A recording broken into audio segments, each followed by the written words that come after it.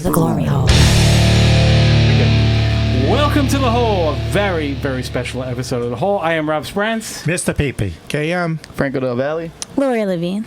And Mark Lanterman. So, Mark Lanterman, I've told this story on the show a bunch of times. By the way, Rob from the show is here too. Zach Ice's face is here as well. Welcome, Zach. So, I told this on the show a bunch of times that I was hoping to get Mark on. I went to an event, a security event. I won't say what company it was for, but Mark did a presentation. Now, usually in these presentations, I zone out. I fall asleep. Not literally, but, you just zone out because it's a bunch of double speak over and over and over again. Mark had myself and the entire room, riveted because he is what's the exact title? Forensics? What is it? Yeah, so I'm the Chief Technology Officer of Computer Forensic Services. Mm-hmm. So what that basically means is people call you in usually after they've been hacked.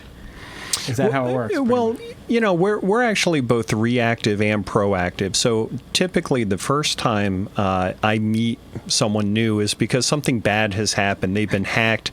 The IRS has seized their computers. So they're always in a good mood when you meet. Yeah, they're always in a good mood. So, but then we also have a proactive side in which we do security assessments to make sure you're doing everything you can to prevent being hacked.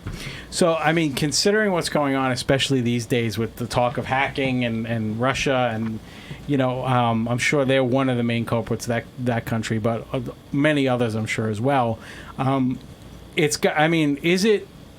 Should we be as scared knowing what people can get to? Yes. Really? So yeah. we should. I'll cut you off there, and I'll say yes. Okay. All right. So you've done a lot of high profile cases. We talked about one beforehand that I was shocked that you're working on, which is awesome. I don't know if you can say what it is, but you're working on some big cases. But what you did in the presentation was not only just explain it. You showed us some dark web. You showed us some hacking. You showed us all different types of things. And it was phenomenal. And Mark is going to take us through all of that now. We had some technical difficulties, but we're ready to go. We have it up on the screen. I have my smart glasses on so I can roll with you a little bit and see the screen. So how do you get started in this to begin with? How do you wind up doing that? You got to really know your chops. So you must have been doing this way before we even, Didn't know it was an issue? Yeah, right. Yeah, so the way I got started in this, I grew up in Philadelphia, and when I was done with college, I was sick of computers. I'd had enough. So one day, my mom sent me to the bakery, and I'm waiting in line, and I picked up the Philadelphia Inquirer newspaper while I'm standing in line, and my bank had been hacked into. And this was 1991. Wow! You don't hear about This was unheard of. And I'm reading the newspaper article, and I started dissecting it. This isn't right. That's not how he did it. These cops, they don't know how this happened. They're never going to catch this guy. So I paid for my bagels, and then I got in my car and rather naively drove to the police department. Which is pretty cool. Most of us would just be like, oh, well, they're idiots, and move on. Well, I walked in, and I said, can I talk to Detective Didell? Yeah, what do you need him for? Well, you guys are all wrong. This isn't how it works. You're never going to catch him. Oh, okay, suspect number one. Can we see some photo ID? And then they realized I was just, concerned citizen. Yeah, I was just there to help. So then at the end of that investigation, I got called into the chief's office, and he gave me this, I think he bought it at Kmart. He gave me this certificate of appreciation. and then paper clipped to it was an envelope. Mm-hmm. So, I said, well, thanks, Chief, and thanks for my certificate of appreciation. Right. And I got in the car, and I opened up the envelope, and it was a job application. And there was a handwritten note, and the note, and I still have it, and it says, Mark, I created this position for you. Don't F it up. Wow, that's so cool. So I kind of fell into a law enforcement career. Just by that. So So back then, so it's just your knowledge of computers. You even in reading the article, it didn't make sense to you. But to go from there to now, I mean, you're hitting a whole different level of. I mean, you're working with Supreme Court judges. You're working with so what are some of the cases that you've worked on? Because there's a couple of huge ones. Oh yeah, so we worked on the Madoff investigation, the Martha Stewart case. There have been some pretty big ones, but I'll tell you, the only one that ever impressed my mother was the Paul McCartney divorce. So I finally got street cred with my mom. It took a while. So what forensics is required for Paul McCartney's divorce? Yeah, I can't say. Oh, you can't say. Okay. Yeah. So, but basically, so what's happening is I would assume that when they seize everything, not in Paul McCartney's case, but in the criminal cases, right? When they seize everything, you're the guy that they give it to and say, get into this device. Yeah, so we're Crime Lab for 38 law enforcement agencies, and we're also retained by a number of airport police departments as well. So typically, our work with law enforcement is very reactive. So, something bad has happened, devices have been seized, and now they need someone to interpret the data for them. Mm-hmm. Okay. So you're trying to hack every different type of device that they give you, but sometimes you're also following a trail as well, correct? Yeah, I mean it's like a game of chess. So every case is unique. Every case has a bunch of interesting twists and turns. Mm-hmm. That's great. So I know that you had, I had mentioned the whole presentation that you had done, and I know you have something prepared for us too. So I think rather than me yap, I want to also let all the fans know that this is definitely an episode that you want to go watch the video for. So if you're listening to this in the car, you probably want to pause it and wait until you can get to our YouTube channel, which is youtube.com/the whole podcast, and check out the video. But we'll share it on riotcast.com and everywhere else too. So we're going to probably have a hell of a lot of questions, but I want to turn it over to you and take us through just a little bit about all of these things and go for it. Yeah, sure. So coming into today, I wanted to put myself in your listeners' shoes. If I was if them, they're wearing shoes, yeah, if they're wearing shoes, I'm not. If I was them, what would I want to hear about? So the topics that I've chosen for us today, I want to talk about phishing. These are those scam email attacks, and I know everyone gets bombarded with these, but the fact is, if I was going to attack you, that's how I would do it. So I thought we would talk about that. Okay. And then we're going to go to the Internet of Things. Everything today is getting connected to the Internet, and it's more like everything that didn't work here for the last half hour. Everything that didn't work and is now working. But if you think about it now, everything is getting connected to the Internet, and it's more than just our cell phones and laptops. It's our cars. It's our TV sets, which have microphones and cameras built into Alexa, them, right? Alexa. It's our trucks, and it's our medical devices. It's our insulin pumps and our cardiac devices, our pacemakers. So pacemakers are actually Wi-Fi connected? They're connected to the network. So the problem is, people are going to hack your pacemaker before this is over. Yeah. I want to wrap yourself in tin foil. Not just the hat. He does that all the time for pleasure, so it's a whole different story. But if you think about it, the more convenience we gain from technology, the more security we give up. There's a balancing act. Whenever we gain convenience, we lose some security. So I thought it would be interesting to talk about the Internet of Things, right. And I'm going to show you a few examples live of devices that are currently connected to the Internet with no security that perhaps should not be connected to the Internet with no security. Okay. And then I thought that we'd take some time and discuss Rescator and the Carbonic Gang. And no, that's not a new Spotify reggae band or something like that. I want to show you live credit card thefts, credit card breaches, and criminals have to monetize those thefts. So I'm going to show you live how they do that. Okay, awesome. And then wrapping up, I thought maybe some of you have never heard of the dark web. Maybe some of you have never seen it. So I thought I would take you on a live tour. So as I mentioned earlier, we're crime lab for 38 law enforcement agencies. So I'm going to show you live some real cases that came through my office sometime in either 2016 or 2017. So these cases are not 20 years old. These are relatively fresh cases. And because we're doing it live, it also means that despite our best efforts and law enforcement's best efforts, these criminals are still in business. Wow. Okay. So, but before we get to phishing, I have to show you one of my all-time favorite pictures, which is another reason why your listeners should watch the video. Okay. Is I was really honored. I was asked to speak at one of the largest cybersecurity conferences. It was held here in New York City a couple of years ago.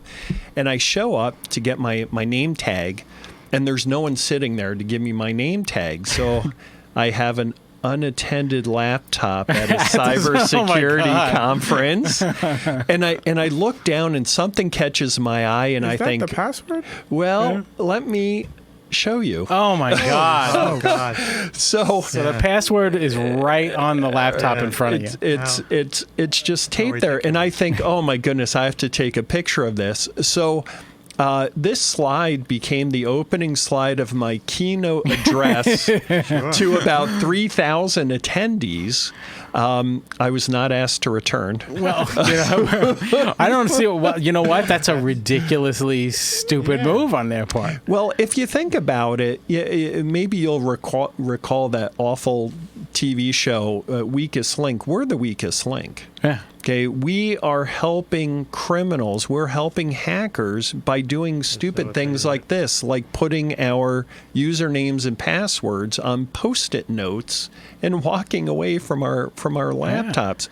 So, I guess the point is, don't be that person. Right. Don't be low-hanging fruit. Think about it. I mean, many times I'll be on an airplane and I look over at the guy next to me as he takes out his laptop, and here he has his credentials taped to his screen. Right on there, yeah. I'll be honest, it's tempting to take a picture, but I don't. Yeah. Right. But I will tell you, this is now the password for every one of my online bank accounts. Oh, is it really? And what's convenient about it, I only have to change it once a year because it says Happy 2016. So you can keep changing it. Yeah, you can keep changing. At a cybersecurity conference of all places. At a large cybersecurity conference. But you make a good point that we're the weakest link, because as much as all of these devices come, with their own quote unquote security, I can't tell you how many times I maybe didn't change the default password that a device had come with, right. Like even your router or things like that. Like I wouldn't even have done that. Well, and that'll take us into our first topic, because it's easier for me to hack you than it is for me to hack your technology. Okay, you are going to help me. Mm-hmm. And criminals know that, so they just have to trick us. So let me show you. I thought that we would talk about phishing, and these are those scam emails that I know everyone here gets probably 20 of these a day. Yep. Yeah. And so what you need to remember is hackers need our help. They need to trick us into doing something. Congratulations, you've just won a free $50 gift card. Click here.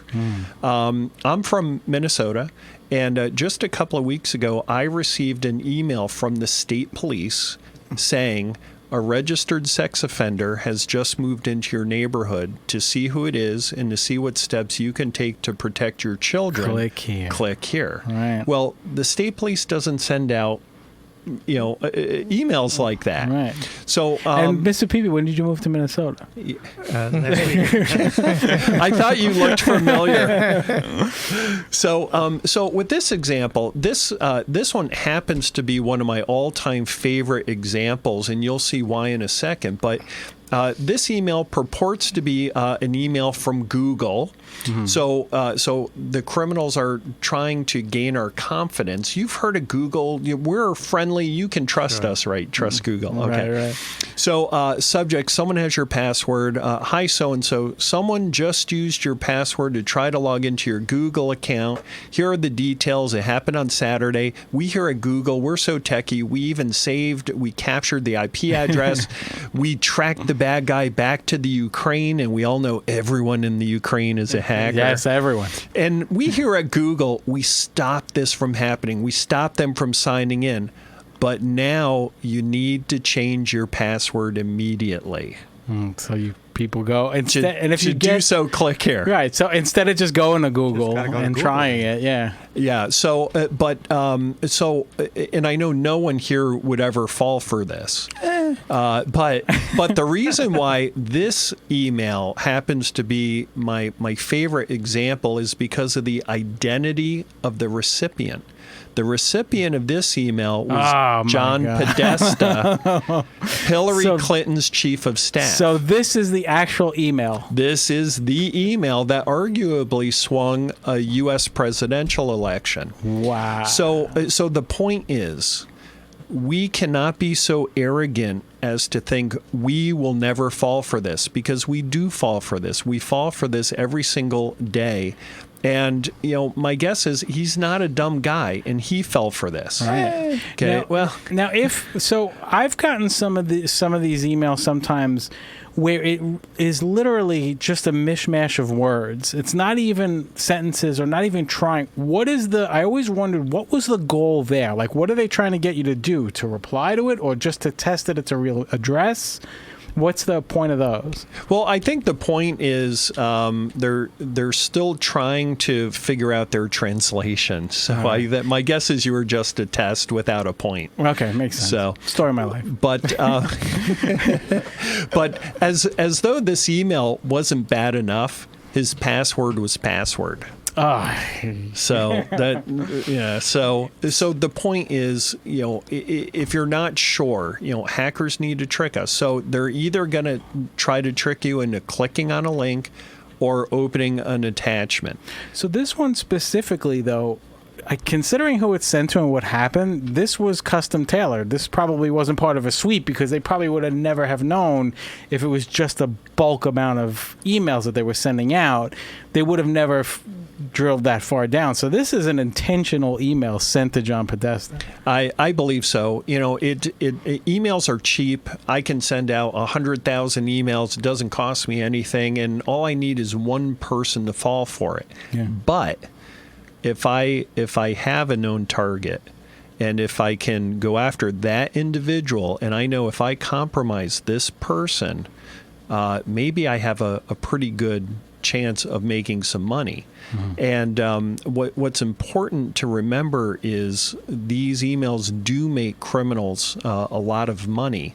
In Minnesota, there's a very successful pharmaceutical company.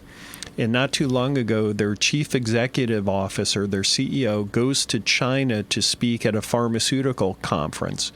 And his company is very proud of him, so they announce it on their website. Our CEO's in China, so now the world knows he's in China. Right, yeah. So while the CEO is in China, he sends an email to the company's chief financial officer.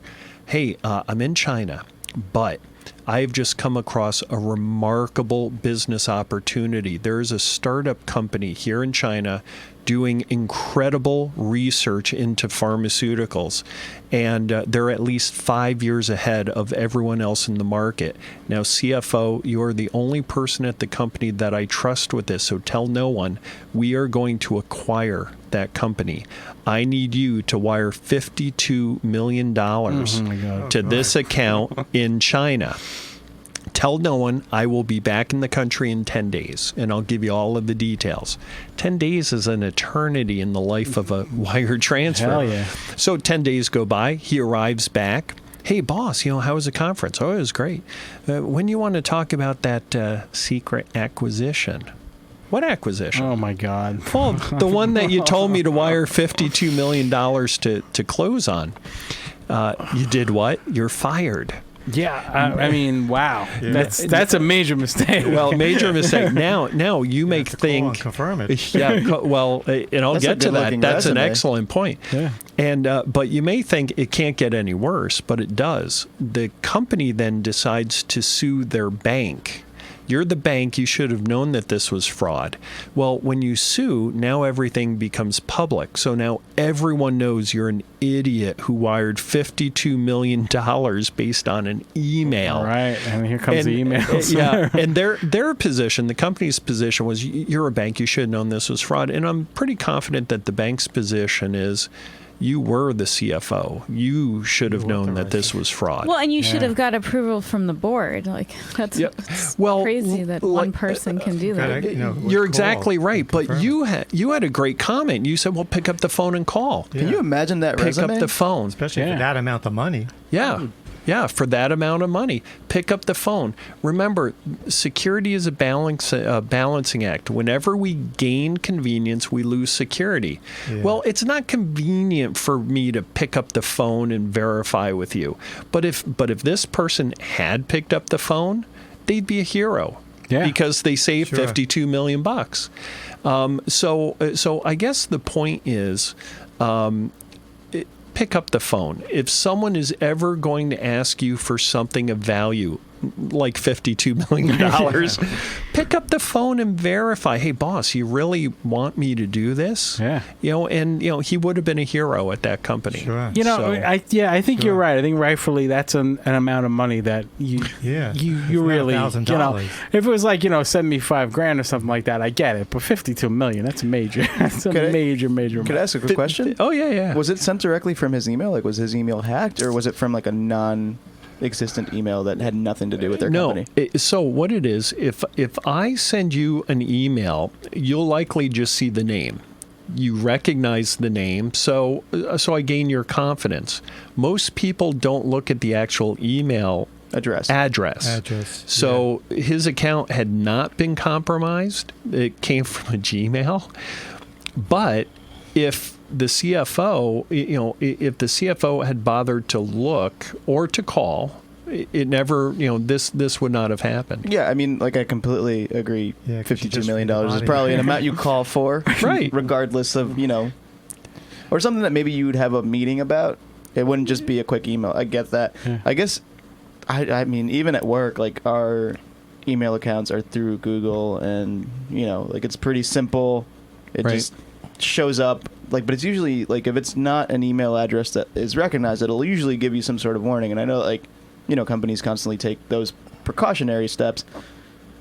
But I guess, like, I don't know. I don't get it. Like, how do you not fucking verify? Yeah, I know. Well, apparently when the email came in, the CFO saw the name. Oh, it's the boss. Okay, I better hop to it. And they didn't take their time. Slow down. That's the best advice, the best security advice I can give anyone is just slow down. It is pretty weird that I guess, like, I don't know people's thought process. You're right. People are dummies, and they're very easy to be had sometimes. Well, and the thing is now technology lets us do things very quickly. I mean, we're much more efficient. I can get through my to-do list with a couple of clicks of a mouse. Hackers know that. Maybe they're taking advantage of that. They realize that we're not going to read that email as carefully as perhaps we should. So they just go through our day-to-day and go, like, where can I sneak something where I can get some info from you? Yeah, exactly. And, by identifying key personnel at an organization and pinpointing an attack, that's how a lot of these higher dollar losses are being incurred. And it's so easy to do. Everybody's on LinkedIn these days. It's very easy to do. I mean, LinkedIn is a great tool for hackers because at least somebody uses it for something. Yeah. I've been endorsed for a lot of bullshit. Yeah, I only open it to close the notifications. I think is the only time I use it. So what do you have next here? So the next topic that I wanted to discuss is I love this one. The Internet of Things. And, in Minnesota, about a year ago, I think right before you and I saw each other, a suburb of Minneapolis, city of Blaine, lost water. All water is shut down. And it doesn't happen once, it happens twice. And the city released a couple of press releases, and they closed the schools. The city blamed a power supply, so kind of think of it as like, well, a fuse in the kitchen blew, so it's no big deal. We'll get that fixed. They in their press release, they suggested to residents, go ahead and boil your water when it comes back before you drink it. Gross. But the one sentence that jumped out to me from their press release was this one, and it reads, the power supply has since been replaced. Kudos. And the city will consult outside experts to audit the utility for security improvements. That's a little fishy, yeah. I thought that was very strange. I mean, the last time you blew a fuse in your kitchen, did you think, oh, I need that security guy? Right. It doesn't really make sense to me. I thought that was odd. So we're crime lab for one of the largest sheriff's departments in the state of Minnesota, and this city is in a neighboring county, so we don't work with them closely, but we know the cops there. And it's home to you too. It's home, and two of my employees live there, and so I called the detectives. And, I knew them. They know me. And I asked them, do you have a police report on the water outage? Oh, well, yeah. I said, well, great. Can I get a copy of it? Oh, no. No, we're not disseminating that. So I looked up the meaning of the word. I know what it means.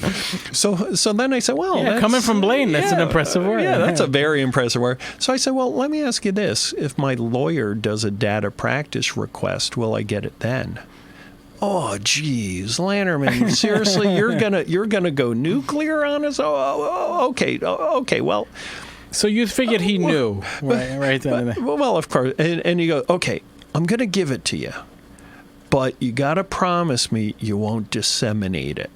Again. Damn. So I'm not going to disseminate it to your listeners, but I'm going to show it to you. Okay. So I'm going to pull up 3 paragraphs from that police report. Okay. Now, I don't like slides that have a lot of words, so I'm going to walk you through it, especially with the listeners who who can't see this. I'm going to walk you through and kind of paraphrase the 3 paragraphs. No, I'm married with 9 kids. Sorry. You've done plenty of inseminating already. Enough, yes. Okay, so remember, this is the police report. Okay. So the first paragraph basically states, okay, I'm the police detective, and my chief of police has told me to start a criminal investigation. Okay, well, that seems reasonable enough. But then the second paragraph, I, the detective, I know that we have at our water processing plant, we have security cameras. So we have a security system there. So as the detective, I want to look at the video. Mm-hmm. And that seems reasonable. But when I got there, I was told that the video recorder has been beeping for months. Beep, beep, beep, beep. It sounds like where we used to work. And it's driving us crazy, so we unplugged it. Oh, my God. So there is no security footage. Okay, so there goes plan. That's how you repair it. You just pull the plug out. Just pull the plug. Right. There goes plan A. So plan B, I'm the detective. Now I want to see the security event logs from the servers, from the computers that control the water processing plant. Oh, yeah, about those logs. We get rid of them every 24 hours. What's the point of a log? So we have no log. So there goes plan B. So now I'm starting to realize, now I know why you don't want to disseminate this report. Right. So then I turn the page, and there's one word on it, redacted. And I looked that word up too. That means the government doesn't want me to see what's on this page. So I'm flipping through it, and I have 14 redacted pages. Now, I come out of a law enforcement background. I was a member of the U.S. Secret Service Electronic Crimes Task Force. I'm very familiar with redactions. We would redact to protect a confidential informant's identity. We would redact information for victims and names of kids and information for juveniles involved. I've never seen a case where 14 pages total had been redacted. So now I thought that was interesting. So now part of you you are curious enough where like I got to find out what this is. Well, like, now I have to find it. So then I turn the page one more time, and remember, this is the police report. So I, the detective, I reviewed Minnesota State Statute 609. Blah blah blah. 609. That is the state of Minnesota's criminal code. So this investigator wants to charge someone with a crime. So before I would ever submit my reports to either the U.S. Attorney's Office or the County Attorney's Office for charging, I would review the statute to make sure I had all of my bases covered, because otherwise the prosecutor is just going to send me my report back and say, yeah, you missed a few things. Right. And this investigator wants to charge someone with a crime. How do you charge a blown fuse with a crime? I thought this was all about a blown fuse. Right. So, and this specific statute is damage to property of critical public service utilities. It is a 10-year felony, $20,000 fine each occurrence. And we know of at least 2 occurrences, once in January, once in February of 2017. But my favorite part of the report are the last 2 sentences. I consulted with the county attorney's office regarding this case, and they advised that without specific intent, they would not prosecute. What kind of special intent, or what kind of specific intent does a blown fuse have? Right. And then, but then my favorite one, and my chief contacted the FBI. Now, the last time the lights went out here, did you pick up the phone and say, operator, get me the FBI? Nope. We just yell at Zach and Rob usually. It just doesn't make sense. So the point is, I cannot reconcile the city's press release with the police reports. One of them is lying. I'm pretty confident I know which one. Yeah, police report. Oh yeah. So this is the topic that keeps me up at night. Okay, so this is one of the things that really terrifies you of where the vulnerabilities are. This is, in my opinion, this is going to be where the next wars are going to be fought. Okay. This is the Internet of Things. I'm getting scared just by you saying that sentence. I noticed you moved back away from me.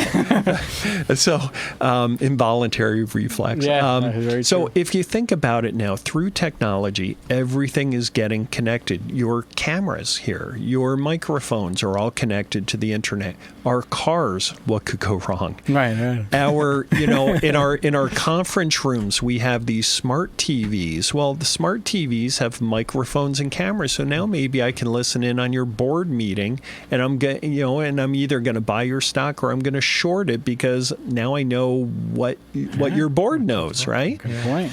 Now, I will share with you a very short personal story. So, last week I made a very serious marital tactical error. I invited my wife on a trip to Best Buy.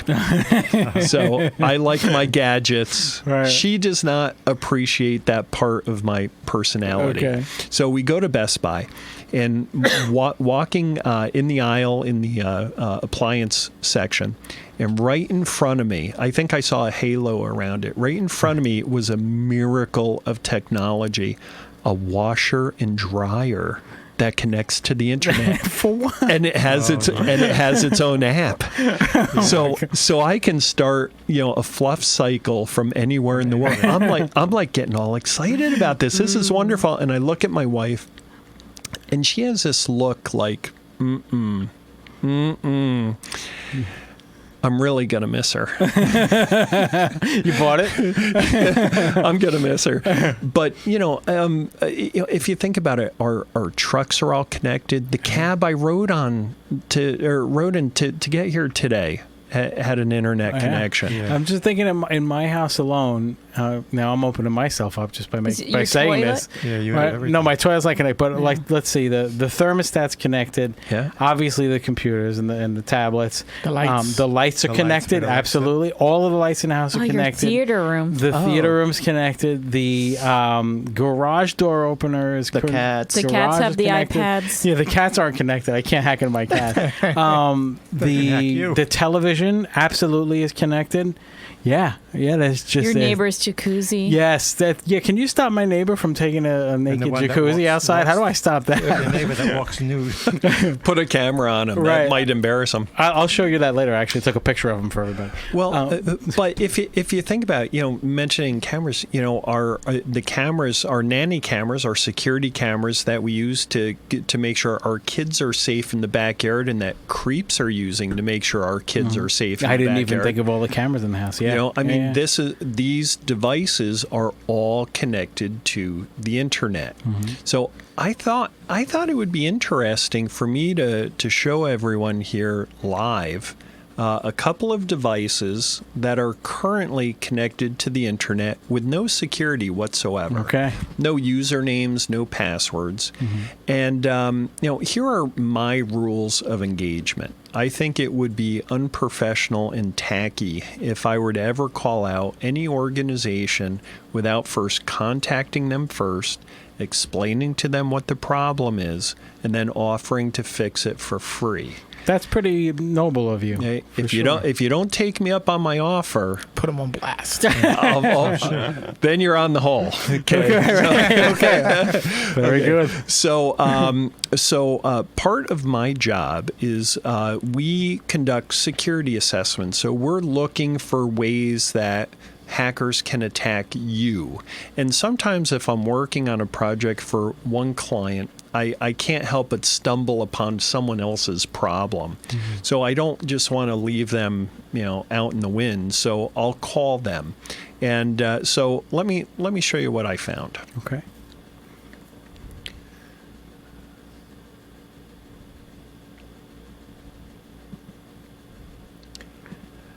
I found the city of Toccoa, Georgia. Now, I've never heard of Toccoa, Georgia before, but I found 17 devices on the internet, no security, that I trace back to the city of Toccoa, Georgia. So I called Mr. Scott. I called him at that phone number, and I explained to him, here's who I am. Here's my background. Verify that I am who I say I am. Make sure you're not being scammed. But Mr. Scott, I have found 17 of your devices on the internet, no security whatsoever. I am 99% certain I know how to fix this. So why don't you go get your IT guys? Let's have a discussion, and I'll help you get this fixed for free. And he said, "Oh, Mark, thank you so much. Let me go get my IT guys, and we'll give you a call right back." And so I said, "Well, great. I'll be waiting by the phone." So I waited by the phone for 6.5 weeks. Nobody called, huh? Nobody called. Yeah, because you So think I it's called. a scam. So I called Mr. Scott back. I say, "Hey, what happened?" And he said, "Oh, Mark, I'm sorry. I talked to IT, and they said everything is secure." Well, I didn't tell you what the problem was, so how do you know it's fixed? Because they don't want to do anything. Yeah, That's why. well, Mr. Scott, why don't you do this? Why don't you be a doll and put me on hold and go get your IT team, and let's talk about this right now. Oh, Mark, how do I say this? They don't want to talk to you.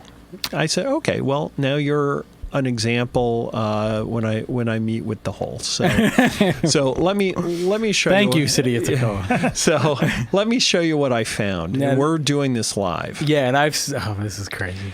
So right now I am connected to the water processing plant of Toccoa, Georgia. They happen to use the same equipment as this suburb outside of Minneapolis. So here you see, and no usernames, no passwords. I'm just using a browser. It says here, water valve open, and it says off. So that means that the water valve is closed. what do you think happens when I click on? Oh my God! And that's not part of the demonstration today. Okay, but what if and there's the well?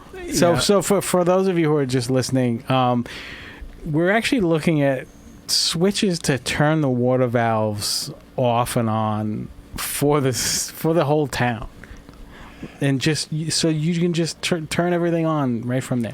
Did you break the levees? That's insane. I take the fifth. No. So, that's insane. But what if I was 13 and I wasn't really mature? Because 13 or me. and mature don't really. Oh. And I clicked on. I want to show off for my buddies at school. I want to show them what a cool hacker I am. And and I open that valve. Well, the water has to go somewhere. Yeah. And now perhaps people get hurt because the emergency response vehicles can't make it through the flooded roads. But so is that the kids' fault? Yeah. Is that the city's fault? You bet. Yeah. But isn't that also our fault? We as a country, as manufacturers, we're making incredible products based on innovative technology without a second thought for the security. Yeah. So we are making great progress, but we could do a better job. Oh, yeah. That's But my favorite ridiculous. example that I want to share with you, this is a data center in Nashville, Tennessee, and they store data for surgical centers, for hospitals. And, computers get hot, so you have to run industrial cooling systems. Well, this is the control for one of the cooling systems. So if I wanted, I could turn off the air conditioner, and then it gets really hot, and then I'm going to fry your data. Wow. But what I like about this, earlier I mentioned security is a balancing act. Whenever we gain convenience, we tend to lose a little bit of security. If you look at the login banner, it reads, the login for user is set to not check the password. Just click the login button. Jesus. So at least that's really convenient.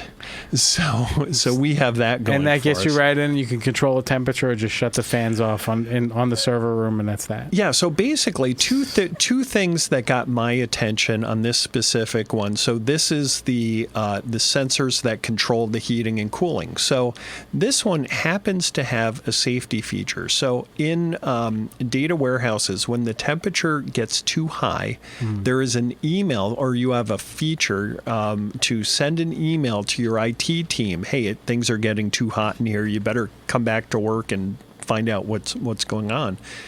I can disable email notifications, so I can turn off your air, and I can make sure you never find out. You never find out until Monday morning, when now your data's fried. And who would think of all of the things that you can use to shut it down? Who would think just the temperature would do it? Just the temperature. There are creative ways to hurt an organization. Now, think about it. What if I was one of their IT guys and I just got laid off, and now I have a grudge? Always the disgruntled. Yes. It's always the insider threat is the most dangerous threat. We spend a lot of money protecting ourselves from the 17-year-old hacker who lives in his mom's basement. But the fact is, the most dangerous attacker works for us. Right, and already knows where to go and knows how to get to and things. already knows where to go and how to get everything. Yeah. So the Internet of Things, and again, if you think about it, our medical devices, our pacemakers, everything now is getting connected to the Internet. Yeah, that's insane. Is that just because you know the IP address that you could get on through to those, like the water plants and everything like that? That's it, right? That's it. It's just a browser and an IP address, and if I know how to look for a piece of equipment, I can find it, and then I can do things with it. But getting back real briefly to Toccoa, I really thought that they would have been a little more sensitive to water in the city of Toccoa. Back in 1977, their dam burst flooded the valley of Toccoa. Toccoa's down in a valley, and if you've ever seen the HBO series Band of Brothers, Toccoa, Georgia is where they train. Oh, okay. So that's kind of Toccoa's claim to fame. But in this case, in the valley, there's a small liberal arts school, and back in 1977, the dam burst and 37 people died from water. You would think that they would take it a little more serious. You would think that they would take that a little more seriously. Yeah, and again, it goes back to, as much as the vulnerabilities are in the devices, the people are really the weakness. They really are. But is it weakness, though, or is it arrogance sometimes?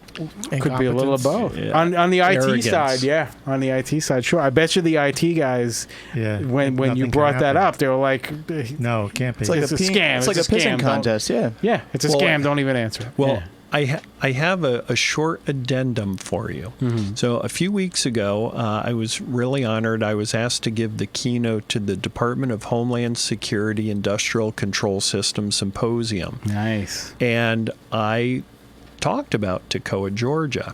At the end of my session, I was cornered by the Deputy Director of the Department of Homeland Security, who asked me, "Was that live?" Well, yes, it was. Give me that guy's name and phone number. Wow. So I have it on pretty good, from pretty good sources that DHS will be paying a visit to the city of Toccoa, Georgia. Rightfully so, because but when was that? Because it's still out. Well, it's the government. They move slowly, like a glacier, if you've ever seen it. So I guess my thought is I really pray that this is the last time that I can ever show anyone about this. Yeah. So, but we'll see. We'll see. It's nuts. Now, did you guys hear Target was hacked a little while ago? Yeah, credit cards and everything, yeah. Yeah, credit card. And it seems like, every day there's another big breach or something else. But what if I told you that one guy wrote the software that was responsible for every single high-profile retail breach that's occurred over the past 5 or 6 years? Jesus. And his Kareem, name, it's you. Yeah, Kareem. Yeah. Shh. Do you have photo ID with you? No, I don't. And but his name is Rescator, and hackers, they all have cool names. Rescator. I'm just Mark. He wins that one. But make no mistake about it. This is about money. Mm-hmm. This is not politics. This is not we're trying to send a message. I'm not trying to embarrass you. This is only about money. And as such, it's run, these gangs are run like any successful for-profit organizations. Think of Rescator as the CEO. And one of his gangs is known as the Carbanic Gang. Mm-hmm. And they even have a business model, and it's almost identical to that of a farmer. And I know that sounds weird, but hear me out. A farmer plants a crop. Hackers plant malware, bad software. The farmer's crop begins to grow. The hacker's crop begins to grow as they start collecting our stolen credit card information. The farmer harvests that crop, takes it to market, sells it, and gets paid. And the hackers do the same thing. They harvest our stolen credit card information. They take it to market, they sell it, and that's how the hackers get paid. Now, the way that Rescator works with his gang is something like this. I will sell each of you my software for $2,500. I don't take credit cards. Bitcoin. Once you have my software, it's up to you to figure out how to install it on your chosen victims' computers. Okay. I'm not going to help you with that, but I'm not worried. You're some of the best hackers in the world. So once you have installed my software, you will begin collecting millions of stolen credit card numbers. But what are you going to do with them? So the solution I offer is I have created the marketplace. I have created the Amazon.com for stolen credit cards.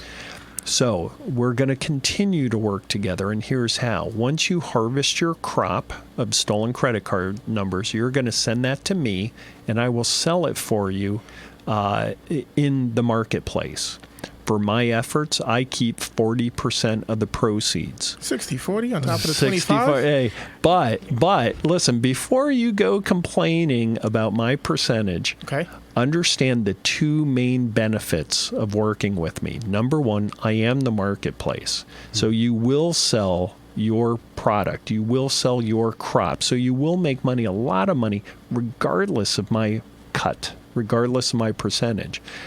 But perhaps more importantly, I'm in Russia.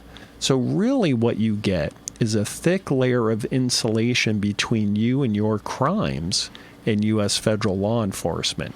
So It's worth the 40%. it's worth Yeah, the it's worth 40%. the So 40, yeah. you are going to make a lot of money, and you have virtually eliminated your risk of prosecution.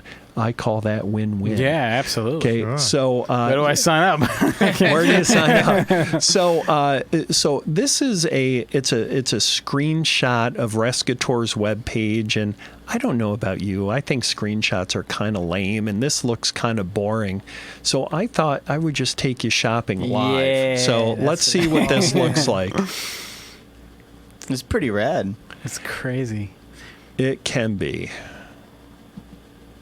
Oh, So this is it, huh? And this Wow. is it. So we're live. So welcome to my storefront.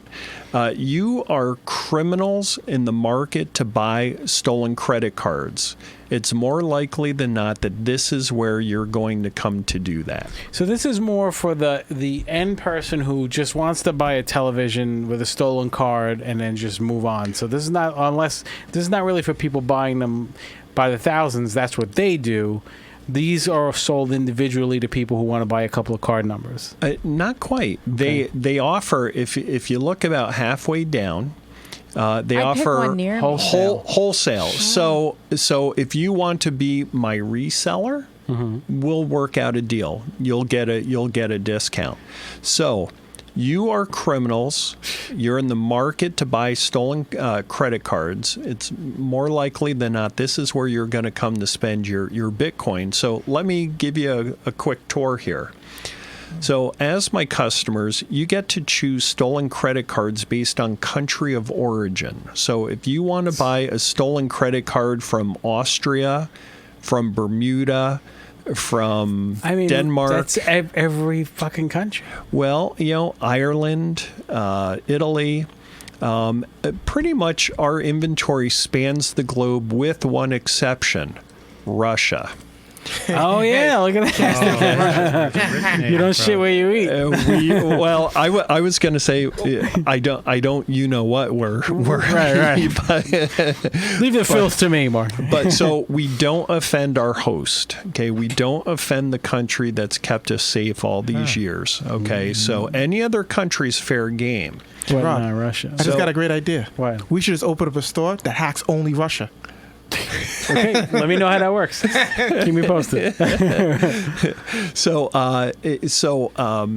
you can also buy stolen credit cards based on type. So here, if you want to buy a Visa, I want to buy a stolen MasterCard. Oh, Diners Club. that's what I was thinking. Strictly. Are Diners Club? Are they still around? I don't seem know. like Let's no. try I it. don't know. I guess Let's try. that's the ultimate crime because nobody would assume you were going to try to steal one of those. If you're going to steal one, kind of like buying a pickup truck, you get to buy stolen credit cards based on the make and model. So here, I want to buy a gold Visa. I want to buy a corporate MasterCard. Jesus. I want to buy a platinum American Express card. You guys have to watch this video. This is insane. This is like Amazon for buying cars. It is. So, but now it gets kind of interesting. You thought it was already. Now it gets interesting.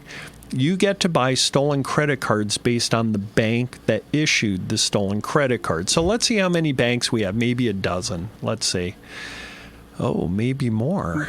Jesus. Let's see. Oh my God. I'm still in the A's. I can imagine that. Still in the A's. You see, I stopped counting. He's scrolling like literally hundreds and hundreds of banks. Hundreds of them. And he's still in the A's. I'm still in the A's.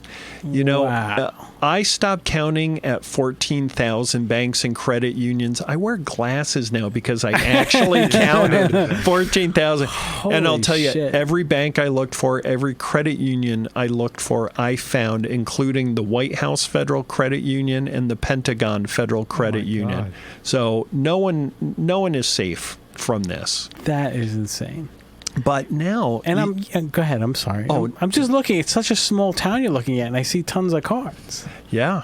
So, well, thank you for the lead-in. Yeah. So you can also buy stolen credit cards based on city and state. So based on geography. So that's a great big so what? Who cares? Well, it is a big deal, and here's why it's a big deal.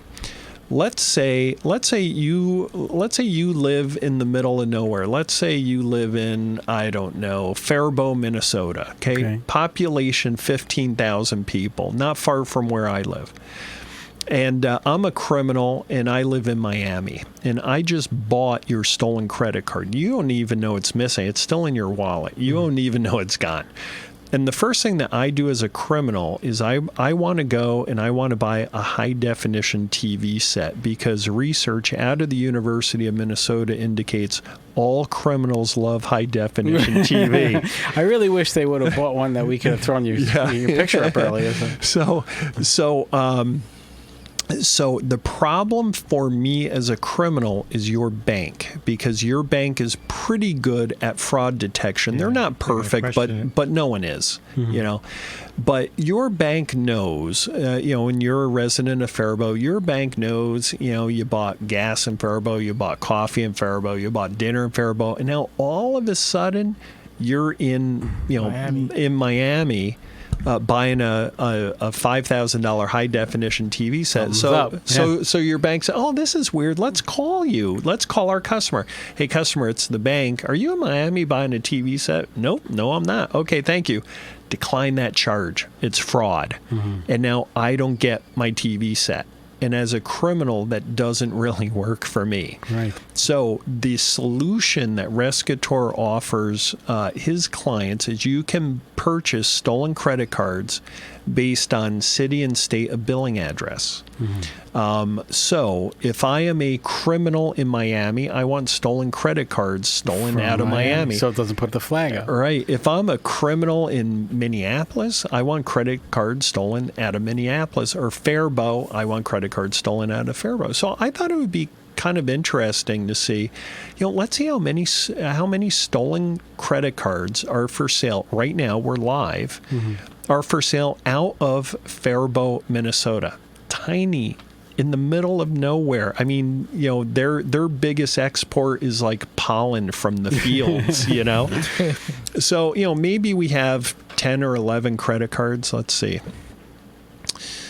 Well, I have more than that. So on this page, I have 60 stolen credit cards. Oh my God, it's 26 pounds. But I have 26 pages. Holy shit. Now, I'm really bad at math, but doesn't that add up to 15,000 at least? A lot? It's almost like one for every member of the population. Yeah. So the point, the point is, don't think that just because we don't hear about credit card breaches in the news all the time like we did with Target, don't think that these breaches aren't still happening. They keep me in business. These breaches are happening, and they say crime doesn't pay. And I'm noticing I'm noticing the cost. Is it like $17, or is that like, what's the conversion on that? Like it's no, you're reading that correctly. So different. So $17 is pretty average. Depending on the kind of card it is, that'll reflect the value. So if I were to purchase a Platinum Corporate American Express card, that could be about $200. And that's probably one that you can use a bunch more before it gets detected versus a personal one, because corporate cards, they only check them once a month. They look at the reconcile everything. So exactly, and and they tend to have higher limits on them. Right. So right, so the trick is buy them, use them immediately and Forget 'em. move Yeah, on. I mean, So- that's a professional looking site.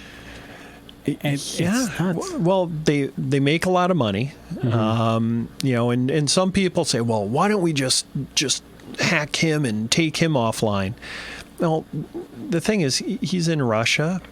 So a couple of things work against us. Number one, do we want to start an international, incident over credit cards? Doesn't seem to matter when they get started now. So. Okay. Actual physical card or just the number?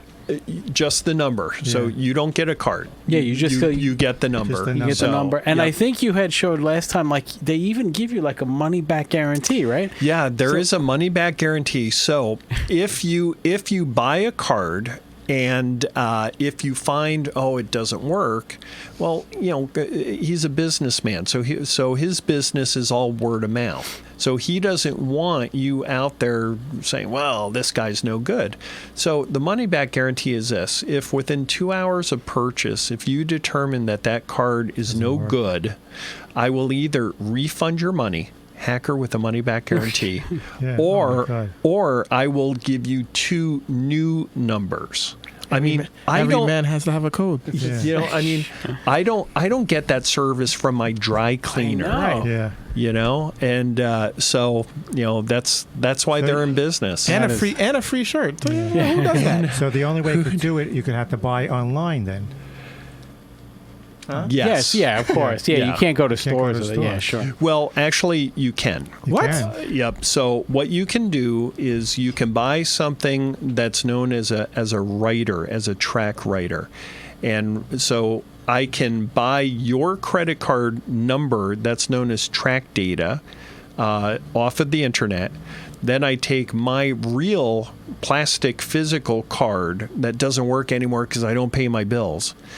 And I take that and I use a track writer to put your information on my magnetic stripe really? on the back of the card. It does work, yeah. So, Franco's like, okay, yeah, Frank goes, I need to go into this business. No, it just said, like, I used to manage a store, and it definitely works. that's crazy. Because we would have, like, American Express cards that were, like, green, yellow, and red, and we were like, this isn't a real fucking card. Yeah, Like, something. yeah, Did you swipe it something's anyway? a lot. Sometimes they would work, but we can't. So here's the thing that sucks about it is that in retail, there are a lot of rules about what you can and cannot say to someone. Mhm. You don't want to accuse somebody of, like, having a stolen credit card. No one wants to deal with that. So what do you do? You try to deter them from, like, buying things, or you hope it doesn't work and that they just leave. 9 times out of 10, they'll just decline. leave, but sometimes they'll just go and buy. It's the same thing you were saying. They'll just buy a new card and then just change it. So you never, because I mean, back in, I'm dating myself, but back when I worked at Crazy Eddie, we had a policy that sometimes if they had a stolen card, they would be notified when they swipe the card. It would actually say, see, these days we all have the pin, To take it. the pad in front of us. Right. It was not like that. Like Yeah. you to give the card, and the only person who would see the transaction would be the cashier. And they would get a notice that would say stolen card, call authorities. And Yeah. we would literally detain or try to go, real slow with the process. Normally they would catch it and they would run out of the store or Right. before somebody was able to come.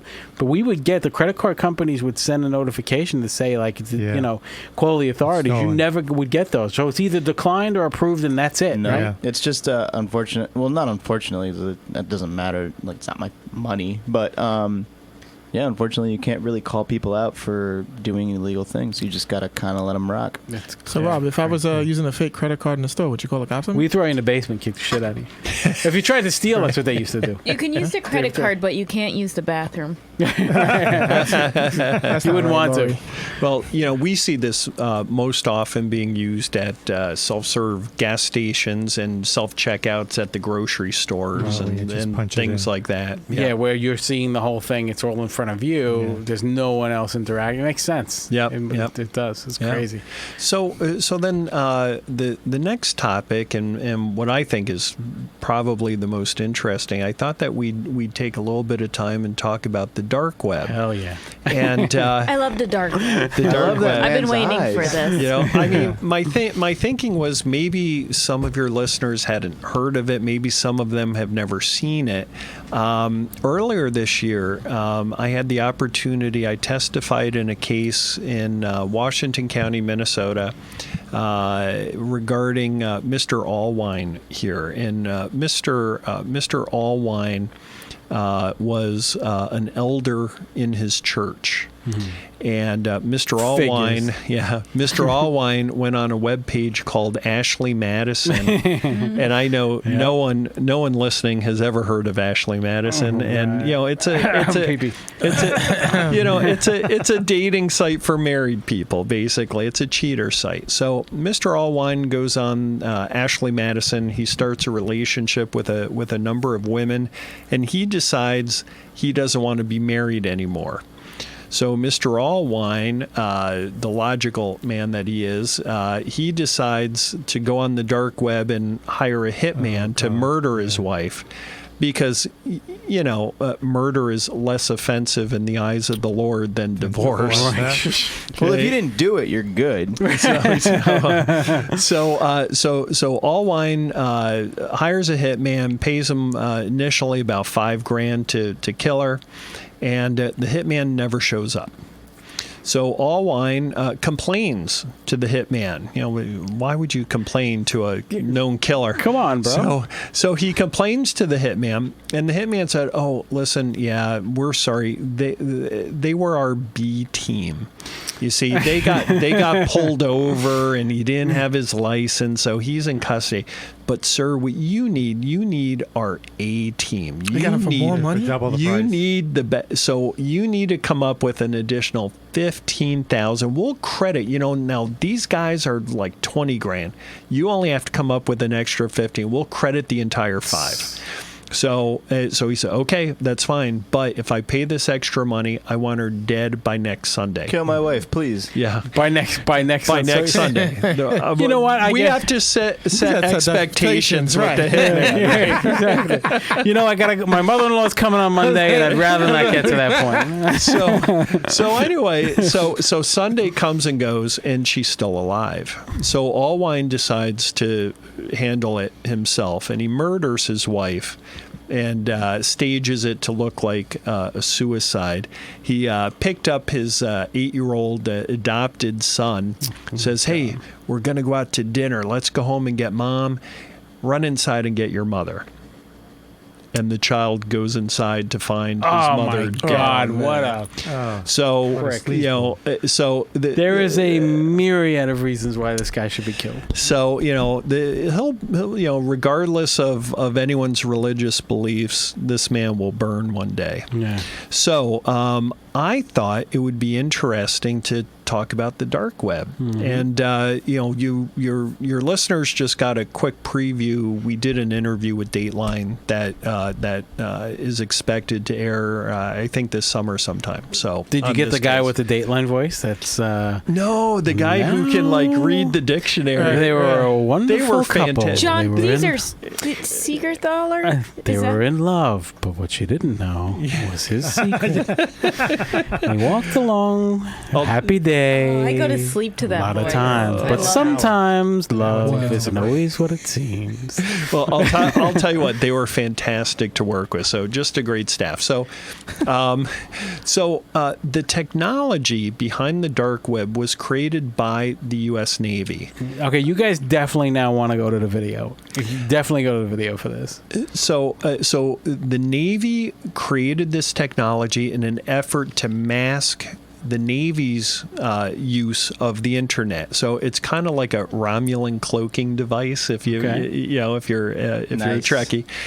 So the problem is that, like many things created by the government, the technology leaked to the public. So now everyone has access to this technology, including criminals. Right. So it's estimated that Google only indexes 14% of the internet. So if you take everything on Google, mash it all together, That's 14% of what is actually out there. So there is a much larger internet out there. Some would argue a much darker internet. I think of the dark web as Deadwood, South Dakota, circa 1850. Okay, there's no sheriff in town. You're not going to tell me what I can or cannot do. I'm going to buy whatever I want. I'm going to sell whatever I want, including people. So last year we were part of the NFL's anti-human trafficking task force associated with the Super Bowl. And in over 90% of the cases that we worked on, the communications between the women and the pimps and the Johns were all handled over dark web, all over this encrypted communication. So a couple of weeks ago, I spoke at a presentation, and I explained to the attendees, in our criminal investigations, we tend to come across two types of organizations: criminals and governments. And the woman said, "And what's the second one?" What's the difference? So instead of just talking about it, let me show it to you live. This is crazy. So I'm going to be blurring out the addresses now. So the one thing I noticed right away, and you don't have to mention what it is, but I did notice that you're opening a very bizarre looking browser.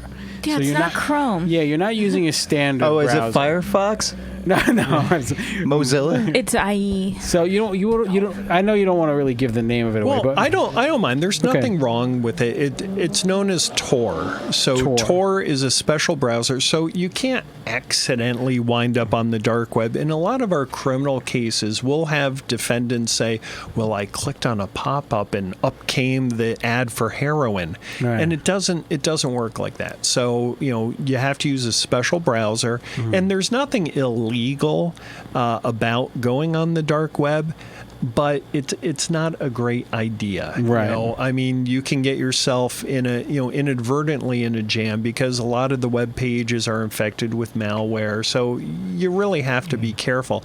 So I just wanted to point out, I'm a little concerned. As soon as you said something about the dark web, Zach, aka Ice's face, was just nodding like he knew what was up. I'm concerned how much you know. Yeah, and he's writing everything down. Right, I know he is. So I thought it would be interesting to talk about some real cases that passed through my office sometime in either 2016 or 2017. Look at this. So in this case, I received a phone call from Minneapolis St. Paul Airport Police and TSA. Lanterman, we have an individual in custody. He is a U.S. citizen, resident of Minnesota, returning to the country from abroad. Customs did a cursory search of his laptop and has identified illegal pictures of children. Can you do the analysis? So one thing for you to remember is when you're traveling internationally, you have no expectation of privacy. The government does not need a warrant to search your computer. So, so we agreed, we'll do the analysis. And cops, you did a great job. You got him. Gross. This is a horrible person. But cops, you need to go get another warrant because I want to expand the scope of my analysis, the scope of my investigations. I have come across evidence of crimes unrelated to the suspect's current reason for detention. And what we determined is that our suspect went to this website and bought a real U.S. passport. Now, how do we know it's real? Well, it says so right here. These are real, so it must be true, right? Real. Unfortunately for us, the joke was on us because it turned out to be a real U.S. passport. When Customs slit the lining of his Louis Vuitton bag, ouch, they found his second real passport. And when they scanned it in the Department of State passport database, it was a real passport. So these are real to the fact that like this, they can actually be scanned. So it's not even like just not where they a change a counterfeit. picture. Wow. Not It's a like in the counterfeit. movies, Rob. So you can just go on here and just buy a passport. Yeah, unfortunately. So how do you do that? Well, money-wise, $800. the first thing I need $165. We have to pay the government for your passport. That's a pass-through expense. $400, that goes to me. I'm the middleman. I'm the one making the magic happen, so I have to get some money out of this, and I'm taking on the voice of the bad guy. Right, let's make it really clear. Okay, Mark, okay. I'm not buying passports from Mark. And then $400 goes to my associate, my traitorous mutt associate, who betrays his country $400 at a pop. So he's the one that gets the passport. He's the one that gets the passport. So other than money, what do I need? I need your height, your eye color, your hair color. I need a digital passport photo. Okay. I supply your name. I supply your date of birth. Because I know better than you what information is going to withstand scrutiny by the Department of State. So, because that's where I work. Mm-hmm. So I know what will fly under the radar. So this guy works for the State Department. Yeah. So for about $1,000, you can buy a real United States passport. Well, if you think about it, what can you do with that? Well, you become someone else because this says you're someone else. You become a citizen. Yeah. You can vote now. You can credit. Credit. You can open up bank accounts in a different name. You can flee. Well, you can flee after the court seizes your other real passport. You can, I could get a job at a nuclear power plant even though I don't qualify because I wasn't born in this country. So, but what really cheeses me off about this is I still have to take off my belt and my shoes at the airport. Right, yeah. Don't we have bigger things to worry about than the size of my toothpaste in my carry-on bag? Mm-hmm. It's just very frustrating. And another thing too, I just flew and I paid $85 more to get a more comfortable seat. Yeah, more and it room. came with pre-TSA check. Okay, so as I'm going on the line, they say, "Oh no, you have a sky ticket. You go on this line." I don't take my shoes off. I don't take my belt off. I do not take my laptop out and put it in the bin. They scan the bag unopened. It goes through.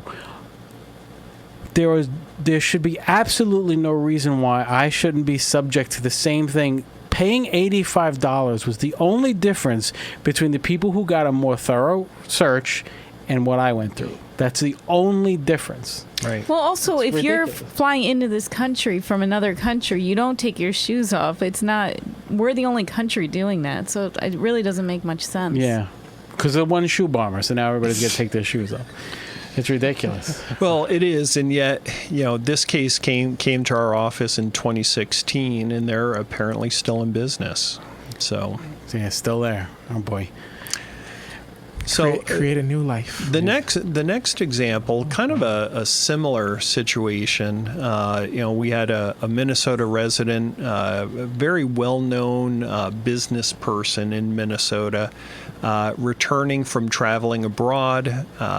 TSA stopped him. Our customs stopped him, did a cursory search of his computer. They contacted us. We found illegal pictures of children on his laptop. Can you do the analysis? I said, yeah, sure, but guys, don't you get any other kinds of cases at really? the airport? What the It's hell's going on like with it? what? And so they got a warrant. We did the analysis. Gross. Cops, you did a great job. You got them. But cops, you got to go get another warrant because just like our last case with you, we have come across evidence of crimes unrelated to your suspect's current reason for detention. So what we determined is our suspect went to this site, bought a British passport. Name of your choice is a big selling point here. And so the backstory was a wealthy individual. He wanted a divorce. Not surprising. I've looked at his computer. And, he anticipated, I think, that his wife is going to want half or more. And he wasn't good with that. So what he did was he flew offshore, hired a law firm offshore, using this passport name. Transfer the money into the other name. Well, what he did was he had the law firm create a trust offshore. He started liquidating family assets and transferring them to accounts owned and controlled by the other trust. name. Right. Yeah, by the new name. And now, unfortunately for our suspect, it didn't really work out that way, and he's currently a guest of the Hotel Minnesota for the next 12. Good. So we're seeing a lot of credit card frauds, and it's more than just, Rescator. Anything with value is being sold. So your PayPal account credentials, your Western Union. Oh wow! Look is at all that. Yeah, so it's not just all credit for not just credit cards. This is sick. And guns. Oh, wow. Yes. All right.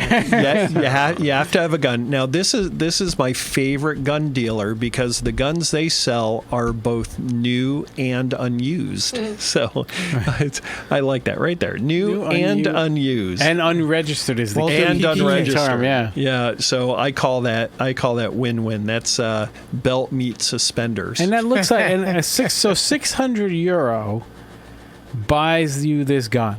Yeah. Like just unregistered, and you're good. Yep, and it just that's gets it. shipped to wherever you want to ship. It gets shipped normally a drop box somewhere.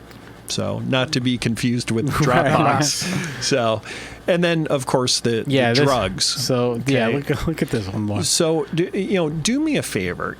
For a minute, try to ignore the words heroin and cocaine. Mm-hmm. Other than heroin and cocaine, doesn't this webpage read like any other legitimate online retail page? We pride ourselves on offering the best quality products at competitive prices.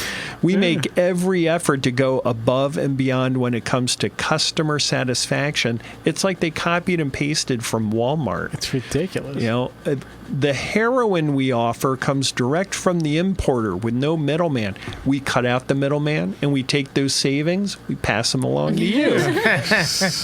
And then here, they're even educating their poor, underprivileged, drug-addicted clients. What's the difference between number 3 and number 4 heroin?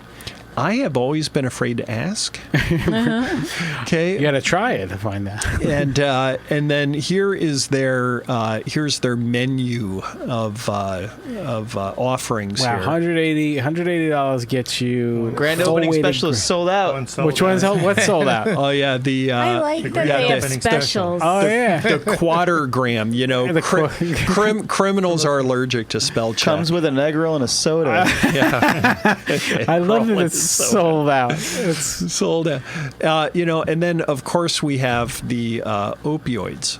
Now, a few weeks ago, I conduct a lot of training sessions during the course of a year, and a couple of weeks ago, a woman at one of my sessions asked me a question that I had not been prepared to hear, and it kind of caught me by surprise. And she said, I have been on the same prescription for about 10 years. I can no longer afford my health insurance. I cannot afford Walgreens. I cannot afford CVS, but I can afford this. Isn't this an alternative for me to get my prescriptions? And my regulation. So I said, no. Right. You don't want to do that, but. Here is a not so hypothetical scenario. So let's say 5 years ago, you hurt you had an injury. Let's say my colon got reattached. No. It literally happened. No. Let's say you had a knee replaced or a hip replaced. And you've been living in pain. It did not go well. You've been living in pain now for the past 5 or 6 years. And you're not a complainer, so the people around you don't really know how much pain you're in. And over the course of 5 years, your physician now has you on a a daily prescription of 4 Vicodin. That's a pretty healthy prescription. Yeah, that's a lot. And your doctor finally begins to think, gosh, maybe you're developing a dependency, maybe you're developing a tolerance. I need to start weaning you off of this Vicodin. So your doctor starts doing that, and you don't like it. You don't feel right, you feel fuzzy, and worse, you are in pain, and you don't want to be in pain. So you decide to go on the dark web to purchase your prescription, to purchase your Vicodin, because you know what you need. You've been on it for years. Well, I'm the drug dealer on the dark web. And, with all due respect, I don't care about your pain. I care about profits. I'm a business person. Right. Vicodin is very expensive, and yet it still has a very low profit margin. So in an effort to boost my profit, I go on the dark web too, and I purchase 2 things. I purchase synthetic powdered fentanyl, and I buy a pharmaceutical grade Vicodin pill press. I take the cheap man-made fentanyl, and I, like making a snowball, I make my own Vicodin tablets. Yeah, you can't trust them. And they're so good that a pharmacist can't tell the difference without running without running chemical testing. That's what I sell you. Right, and no consumer is going to be able to check that. You can't. So your pills arrive, and you think, oh my gosh, this is wonderful. I'm going to take my 4 Vicodin. I know what makes me feel right.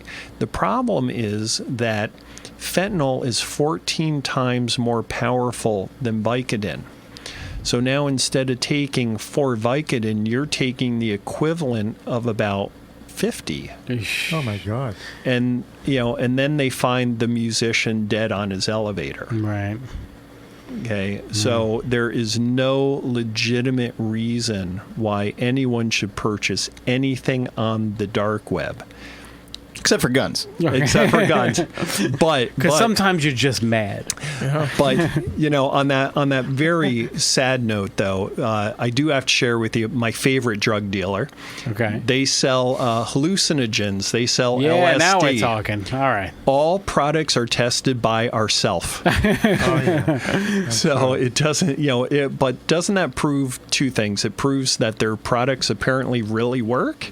And a mind is a terrible thing to waste. Right. It really is. That is crazy, man. That is crazy. So on the dark web, you can go into different stores. You can. Yeah, you can go to J. Crew. Yeah. Well, actually, a lot of legitimate businesses are now offering stores on the dark web. And people say, well, why would you do that? Why would they do it? What's the point of that? Well, what you need to remember is that this technology is not all bad. It's in how you use the technology. It's like a baseball bat or a hammer. A hammer is a really good tool. It can be used for bad things. If I don't like you, I just hit you with it. But, if you live in a country that does not believe in human rights, the only way you're going to be able to communicate with your family is by using this technology. So a lot of retailers are now seeing the trend more toward people concerned about their privacy, and so they're opening up legitimate retail pages on the dark web. So the dark web is not quite 100% dark. It can be scary. It's kind of like walking downtown at 3 a.m. You may not want to do it, but some stores are now open 24 hours apparently. Yeah. So I have a question about the encryption and how, what is the difference between the dark web and other sites? Is there how does it, like Rescutor site, for example, what makes his so hard to find the origin of it, or is it just because it's in another country? Yeah, so, with Rescutor, it's not hard to find the origin. It's just that we're not going to do anything because we don't want to, start some incident. And frankly, if we do take them down, he's going to be right back up in within an hour or so. But with the dark web, the reason why those investigations are difficult, and if you think about every example that I covered, law enforcement, we got lucky. The suspect was identified because of crimes unrelated to the dark web. So he or she became our suspects for something else, and we stumbled upon the dark web usage. So with the technology, the way it works is that your traffic, your internet connection is routed around the world through multiple countries. So if I just sit down on the open web and I go to Amazon.com, Amazon.com sees my IP address, and then the cops can come get me. On the dark web, though, my traffic is routed through multiple countries. So my internet connection goes from, let's say, New York to Spain to Haiti to Mexico to Russia to China to Greece to the dark web. Good luck serving a subpoena in Russia to find out whose IP address this was. Right. So every hop, law enforcement now has to figure out who that was, and it makes it almost impossible to trace these. So you obviously what's been in the news these days most obviously is the Russia hacking. So do you feel that that's a legitimate claim that's been done from what you know? He's thinking. What you guess? So I mean, I know all of our intelligence agencies have said that it's been done. So obviously it has been. But can they get to the point where they can start to mess with the voting and everything else? Because right now, it was pretty creative in how they did it, and some criminals are incredibly creative. What the tactic that they took was not to mess with the votes; it was to mess with the voters, which was a completely different angle, and it was a smart one. Oh, you mean influence? Right, but influence with fake stories and everything else that they planted, but. Do you think that there's going to be a point where they can just get to the results and change the results? Yeah, that's a good question. So in my opinion, just my opinion, I think that this whole Russian hacking thing is about a house with about 10 guys in it and a $2 million budget to place Facebook ads. If a $2 million budget and a bunch of smelly guys in a house can influence our elections, I think we have bigger problems to worry about. Yeah, it's a good point. Okay. Are voting machines susceptible? Perhaps. There have been proof of concepts done there. I have not personally done it, so I don't know one way or the other. But if a voting machine is connected to a network, It can be hacked. then if I can touch it, I can take it.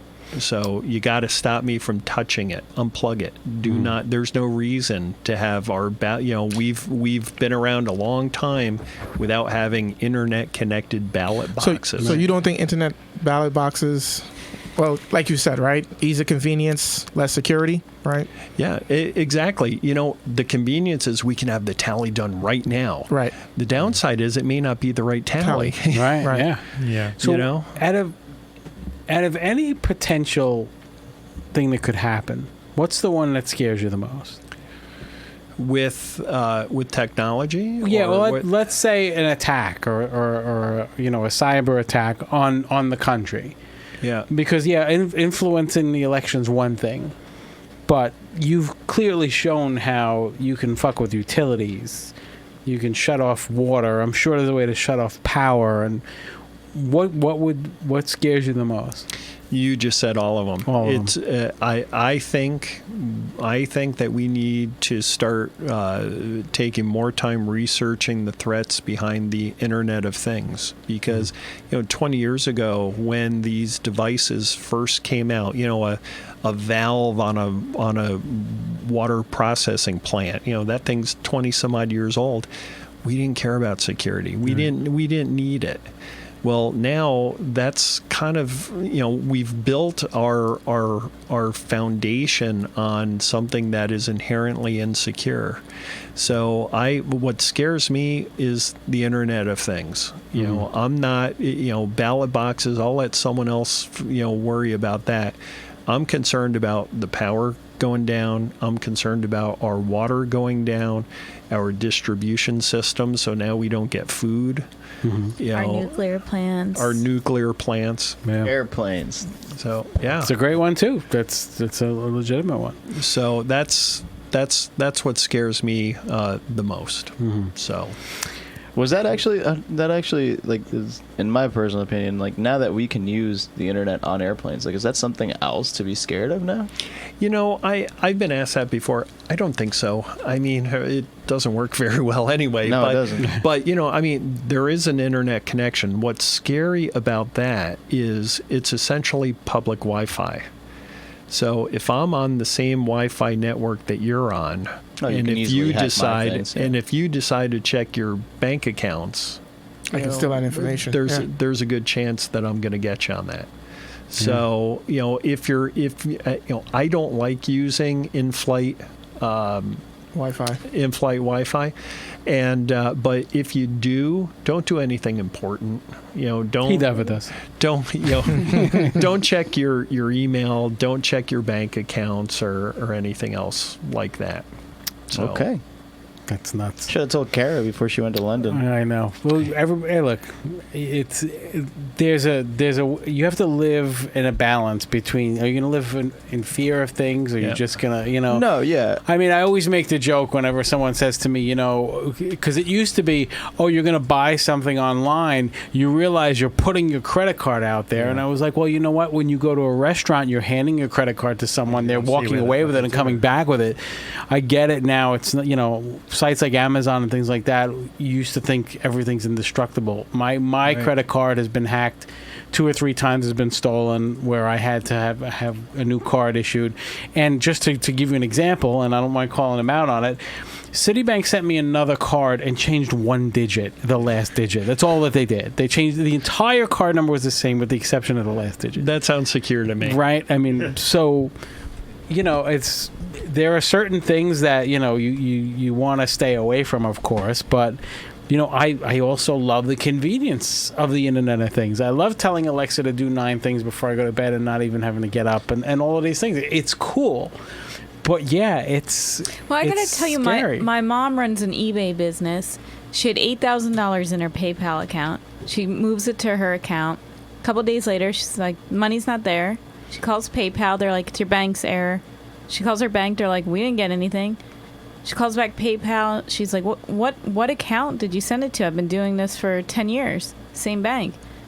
They go, oh, your bank called us and told us to change it to this bank in Ohio. So that's where we sent it. Without ever checking with Never her. checked. Jesus so Christ. she's never even been to Ohio. She doesn't bank in Ohio. She's been using the same bank for 15 years. Ohio, And New they Jersey, just- by the way. Right. And they just did this. Like they got something from the bank, and like luckily they sorted it out. Yeah, that's almost the awful. biggest fear. Like my cards are tied to certain accounts, so you try not to keep too much in that. The one you use your checking account from day to day. You keep enough in for the week to pay bills, but you don't keep all your money in that.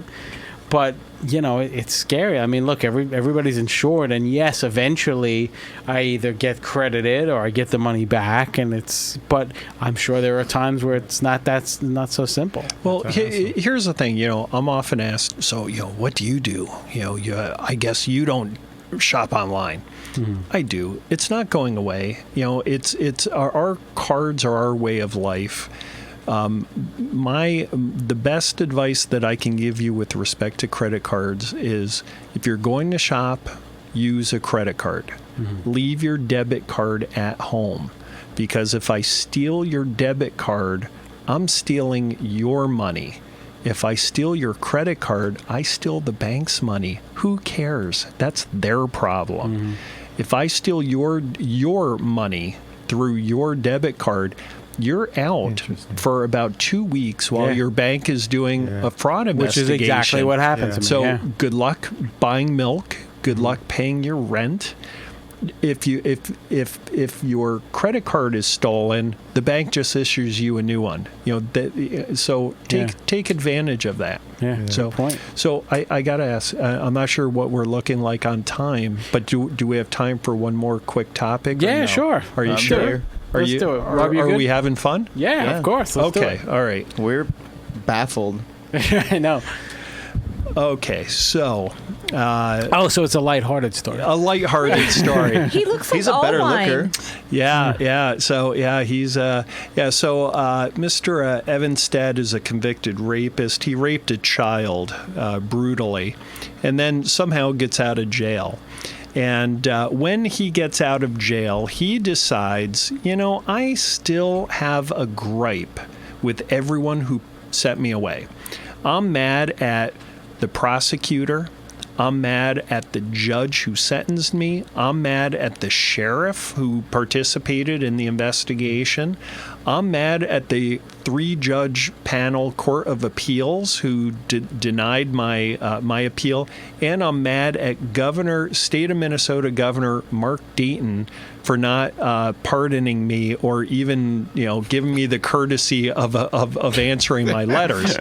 So when I wish it was Jesse Ventura still. so when Evanstead gets out of prison, he decides that he is going to, like a coward, sneak up to their homes and take pictures of their children through the windows of their homes. The pictures of their families, pictures of their kids sitting on the living room floor playing with their fire engines and all of that stuff. Now, Mr. Evanstead, he had many things wrong with this plan, but the biggest mistake he made is he did not account for the governor's security detail. You there with the camera, may we have a word? Oh, wow. That's pretty cool. No, and they get into a foot pursuit. And then Evanstead dives in through the open window of his vehicle, and now they're in a high-speed pursuit. That lasts about 4 feet. It was rush hour. So he did not plan. And then when I read the state troopers report, the governor's security detail is made up of state troopers. The trooper in his report wrote, I reached in through the open window and I extricated Evanstead, which means basically I grabbed him by the belt and I snatched him out of the car.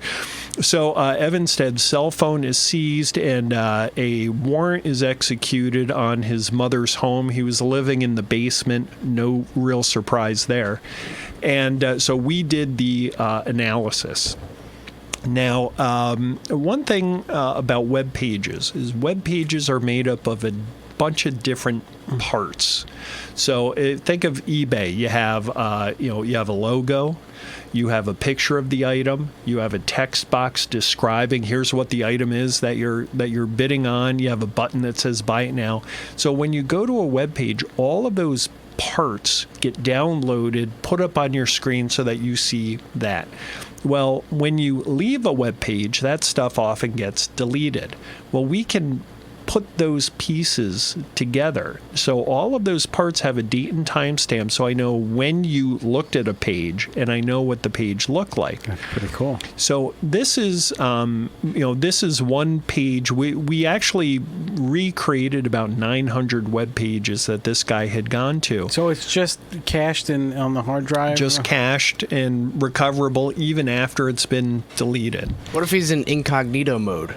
Yeah, I don't care. Yeah, and why do you ask? We just want to know if it's working. Can we sue Google? I'm going to extricate you from that Just chair. in case, Extricate. So I redacted this, but basically he typed in the name of the district court judge who had sentenced him, got her name, her phone number, and her address, got directions, and even a list of neighbors. Please tell me he used MapQuest. Yeah. Well, no, he just used this. So what you need to remember, and what I think is important, is we need to come to the acceptance that our personal information is out there. Thank you, Equifax. Yeah. All of our personal information is out there, and every person I looked for, I found, including her. Wow. So he just put up Michelle Obama's passport. Oh, God. And him. And Trump. Oh, wow. Trump's social, date of birth, phone number. Let's call him. Can we? No. Can we see the tax returns? I have I wonder redacted what this that Brooklyn information as address well. is. Wow. So you're looking at Donald Trump's social, his date of birth, his phone number. Yeah, but what's a Brooklyn address? That's insane. Yeah, right? Where is it? I got to take a picture. I don't even know I have it. So the point His father is, had to develop, our projects there. personal information is out there. So what I have done for your listeners, I have put together a 2-page instruction sheet on how to get your information off of the internet. That is fantastic. Oh, yeah. And it's a easy to understand. It's not perfect, but nothing is. But it's better than doing nothing. And we cannot just let our information fly around here and not do anything about it. That is awesome. So I've put this together. I'll give it to you as a downloadable PDF if you just want to host link it up. and Absolutely. link it up. Thank you. Okay, so Wait a minute. Are you trying to hack me? Wait a minute. You can Yeah. give me this. Is that a phishing You're link? phishing me right now. You're phishing me. I caught it. Okay. If you don't trust the links, you can just go to the originating, like where I send you, and find the link yourself and No, I mean, and click on of it. course. That's awesome. But Yeah, no, well- you never know. You got to be safe. Yeah, I'll put that up along with the show. I think I can actually attach the PDF of it even to the episode as well. So I'll check Yeah, it out you could on probably your put it as feed. a separate download. Yeah, and this is a big one too. Anyone who wants to hire Mark, Oops. Let me just put that back up. sure. Hold on. There you go. Yeah, so anyone who wants to hire Mark, I'm going to throw this up on the screen as well.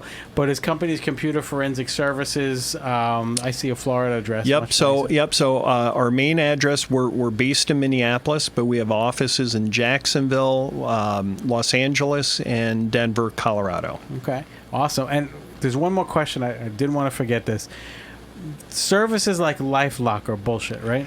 Well, you know what? Up until about a year and a half ago, if you asked me that question, I would answer you by saying LifeLock is a fraud. Mm-hmm. And I could say that because the government sued LifeLock for fraud.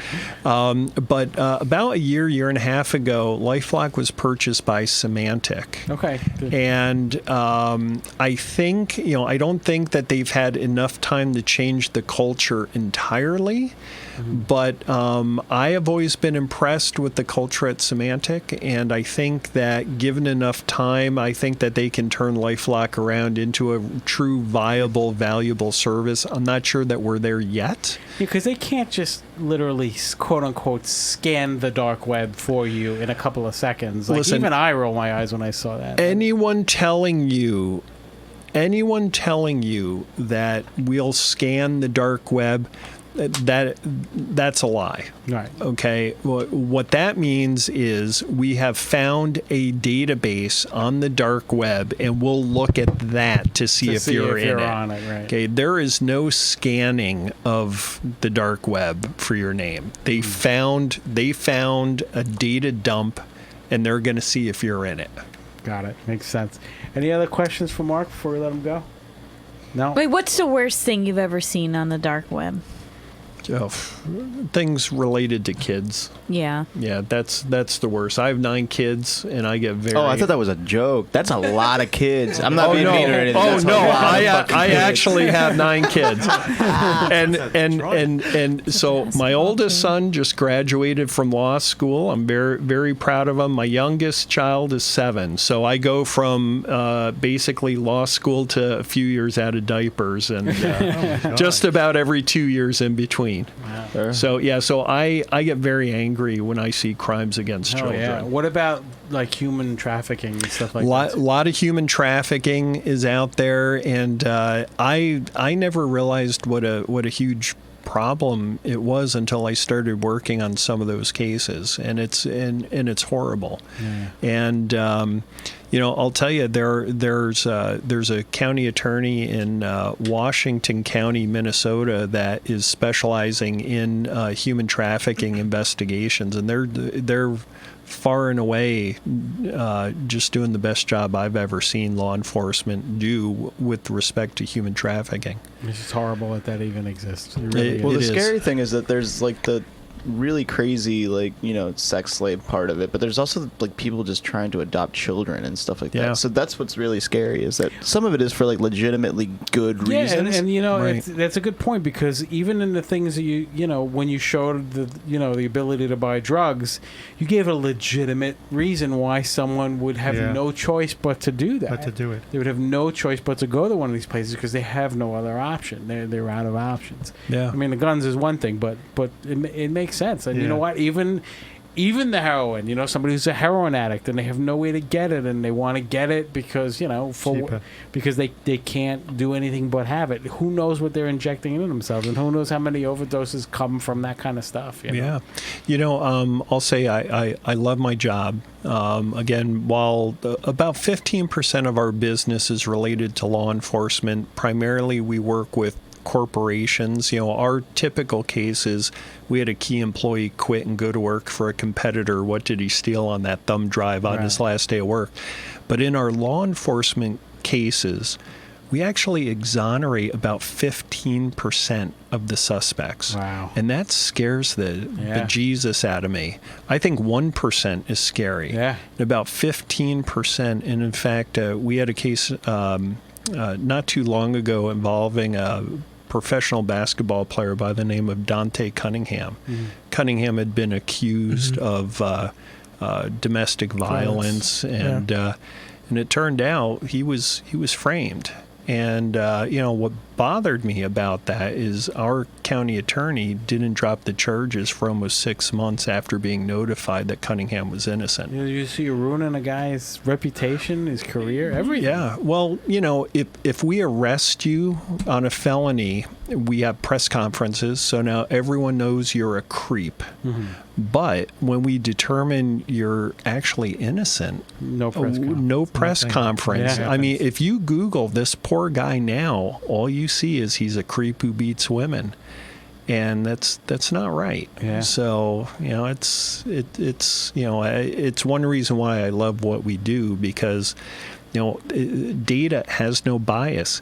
It doesn't matter if I don't like you because of the way you look or because I don't like basketball and I'm more of a hockey guy. None of that matters.